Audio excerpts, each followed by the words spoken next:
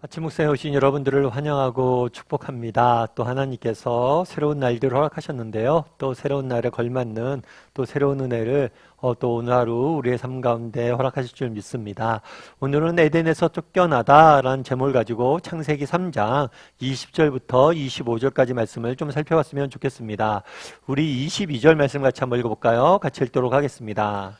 여호와 하나님이 이르시되 보라 이 사람이 선악을 아는 일에 우리 중 하나같이 되었으니 그가 그의 손을 들어 생명나무 열매도 따먹고 영생할까 하노라 하시고. 네, 아담과 하와가 범죄하죠. 범죄하고 하나님께서 아담과 하와의 범죄한 사실을 알고 그들에게 각각에게 그 범죄의 결과에 따른 형벌을 내리게 됩니다.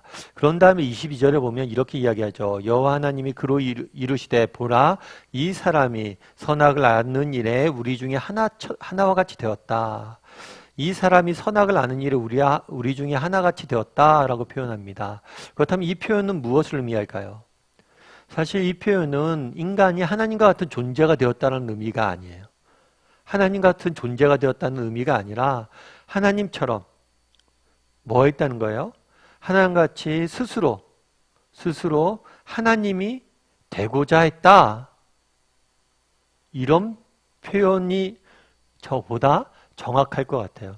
예를 들면 그런 거죠. 어느 나라에 왕이 있습니다. 왕이 있는데 그 나라의 신하가 반란을 일으켜요. 그래서 스스로 왕이 되고자 했어요. 그럼 그렇게 얘기했죠. 저 사람이 우리처럼 왕이 되었구나. 네가 왕이 되었구나 이제. 이렇게 이야기하는 거죠. 마치 그런 거예요. 그래서 선악을 아는 일에 우리 중에 하나같이 됐다는 것이 인간이 하나님과 같은 존재가 되었다는 게 아니에요.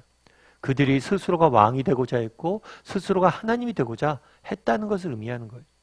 그런 다음에 또 뭐라고 되어 있냐면 그가 그의 손을 들어 생명나무 열매를 따먹고 영생할까 하노라 하시고 영생할까 한다. 그렇다면 이게 무슨 이야기일까요? 여기서 알 수 있는 건 뭐냐면 하나님께서 인간이 이 죄인인 상태로 영원히 죄인인 상태로 존재하는 것을 원하지 않았음을 알 수가 있어요.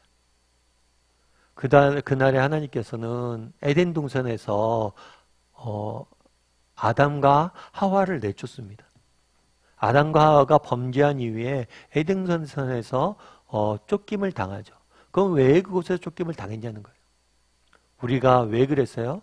우리가 정말 하나님처럼 되고자 해서 내 인생의 주인이 스스로 뭐가 되고자 해서 하나님이 되었고자 해서 하나님 앞에 범죄했기 때문이죠. 뿐만 아니라 하지만 하나님께서 뭘 하시길 원하셨던가요? 죄 지은 상태로, 죄인인 상태로 영원히 살기를 원하지 않으셨어요. 그래서 에덴에서 내쫓으신 거죠. 그런 다음에 23절과 24절은 이렇게 되어 있습니다. 23절과 24절 말씀 같이 한번 읽어볼까요? 같이 읽도록 하겠습니다. 여호와 하나님이 에덴 동산에서 그를 내보내어 그의 근원이 된 땅을 갈게 하시니라.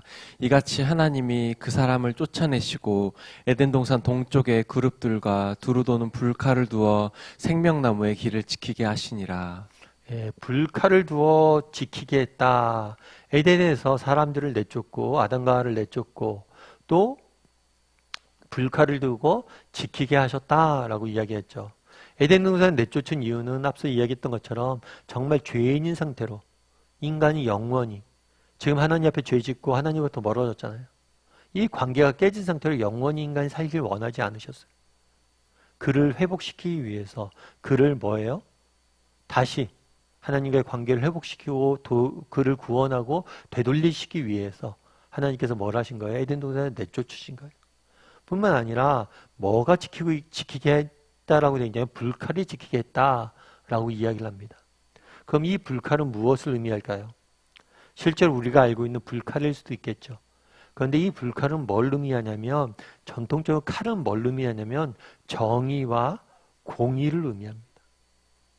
다르게 말하면 결국은 뭐냐면 이 본문들을 통해서 우리가 알 수 있는 건 뭐냐면 하나님과 인간 사이에 정말 우리가 하나님 앞에 돌아가야 돼요. 우리가 다시 에덴 동산에 돌아가야 해요. 하나님 나라를 돌아가야 돼요. 그런데 뭘 거쳐야 되냐면 이 불칼을 거쳐야 돼요. 다르게 얘기하면 이 정의와 공의의 문제를 해결해야 되는 거예요. 예전에 우리 미랑이라는 영화가 상영이 된 적이 있습니다. 이 밀양이란 영화는 굉장히 사회적 큰 반향을 일으켰어요. 왜 특별히 이 영화가 반향을 일으킨 이유는 뭐냐면 이 영화가 기독교가 갖고 있는 용서관에 대해서 근본적으로 문제를 제기했기 때문에 많은 사람들의 반향을 일으켰고 공감을 얻었어요. 이 영화의 내용은 이런 거죠. 아시는 분들은 다 아시겠죠. 영화의 내용은 그런 거예요. 어떤 여주인공이 있습니다. 근데 이 여주인공에게 딸이 있어요. 그런데 이 딸이 흉악범에 의해서 죽임을 당해요. 여러분 생각해 보십시오. 눈에 넣어도 아깝지 않은 딸이 흉악범에 의해서 어느 날 죽었다고 생각해 보세요. 그 부모가 갖는 아픔과 상실이 얼마나 컸겠어요. 이 어머니는 도저히 혼자 살 수가 없죠. 그런데 이 어머니가 어렵게 교회를 나가게 됩니다. 그리고 교회에 나가서 정말 은혜를 맛보고 뭘 했냐면 이 흉악범을 죽인 죄인을 용서하게 되었어요. 그래서 이 흉악범을 자기의 딸을 죽인 이 흉악범에게 면회를 갑니다. 면회를 가서 그 얘기를 하는 거죠. 내가 당신을 용서하기로 했다고. 그러자 이 흉악범이 뭐라고 이야기하냐면 나는 이미 용서를 받았다고. 나는 이미 하나님 앞에 용서를 받았다고. 아마 이 흉악범이 감옥에 가서 예수님을 믿은 것 같아요. 그런데 그런 얘기를 한 거예요. 나는 이미 하나님 앞에 용서를 받았다고. 그러자 이 어머님이 패닉에 빠진 거죠. 당신이 용서를 받으면 나는 도대체 누굴 용서하냐고. 그런데 이 여주인공의 이야기에 많은 사람들이 공감을 했습니다. 그럼 왜 공감을 했어요? 우리는 가끔 그런 얘기를 하잖아요. 목사님 너무 왜 이렇게 성경이 복잡해요? 왜 이렇게 어려워요? 하나님이 우리 사랑한다고 하잖아요. 아담이 실수로 따먹을 수 있잖아요, 선악과. 그럼 용서해주면 안 돼요? 그냥 받아주면 안 돼요? 왜 형벌을 내리시고 왜 에덴을 내쫓고 또 왜 불칼로 지키게 하시고 왜 자기 아들을 죽이고 왜 이렇게 복잡한 과정을 거치자는 거예요? 그 이유는 한 가지예요. 뭐예요? 이 정의의 문제이기 때문에. 죄를 지은 죄인은 뭐예요? 함부로 용서해주면 안 된다는 생각이 우리 안에 있는 거예요. 그 누구라도 하나님이라도 그런 거잖아요. 흉악범이 내가 하나님 앞에 용서를 받았다 그러니까 아니 당신이 하나님이 뭔데 내 딸을 죽인 사람을 용서하냐고. 마찬가지잖아요.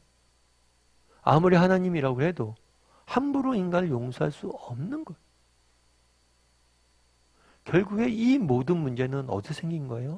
이 불칼에서 정의와 공의의 문제 생긴 거예요.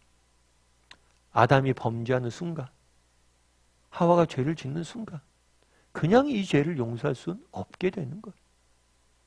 그렇다면 정의와 공의가 넘어지기 때문이죠. 그렇다면 하나님께서는 이 정의와 공의의 문제를, 이 불칼의 문제를 어떻게 해결하셨습니까?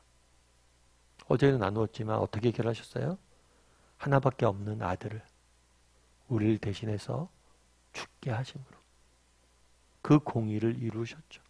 죄의 대가를 치르게 하심으로 그 공의를 이루신 거예요. 사실 이것이 얼마나 놀라운 은혜인지 우리가 알아야 돼요. 정말 우리를 용서하기 위해서 정말 그 아들을 내어주셨다는 것이 얼마나 큰 사랑인지 우리가 깨달아야 돼요. 우리의 문제는 무엇입니까? 우리가 받은 사랑이 얼마나 큰지 모르는 것. 정말 우리 모든 사랑은 마찬가지죠. 어떤 사랑을 평가할 때 그 사랑의 평가 기준 중에 하나는 뭐냐면 그 사랑의 주체예요. 누가 나를 사랑하느냐. 정말 여러분 그런 것도 있죠. 많은 사람들이 연예인들, 연예인 같이 유명한 사람들, 멋진 사람들, 그런 사람들이 여러분들 좋아한다고 생각해 보십시오. 여러분 어떻겠어요? 하물며 하늘에 계신 하나님이 우리를 사랑하신다잖아요. 또 사랑의 가치는 뭘로 평가돼요? 그 사랑을 위해서 치른 희생으로 평가가 되는 거예요. 그런데 그 하나님께서 어떻게 하신 거예요? 자신의 가장 소중한 아들을 우리 대신에 내어주셨죠. 이것이 얼마나 큰 은혜예요. 오늘 하루는 우리가 한번 돌아봤으면 좋겠어요. 정말 그날에 하나님께서 이 정의의 문제를 해결하기 위해서 어떤 희생을 치루었는지, 우리가 얼마나 큰 사랑을 받았는지 돌아보고 정말 다시 한번 묵상할 줄 아는 오늘 하루가 되기를 주님의 이름으로 소원합니다.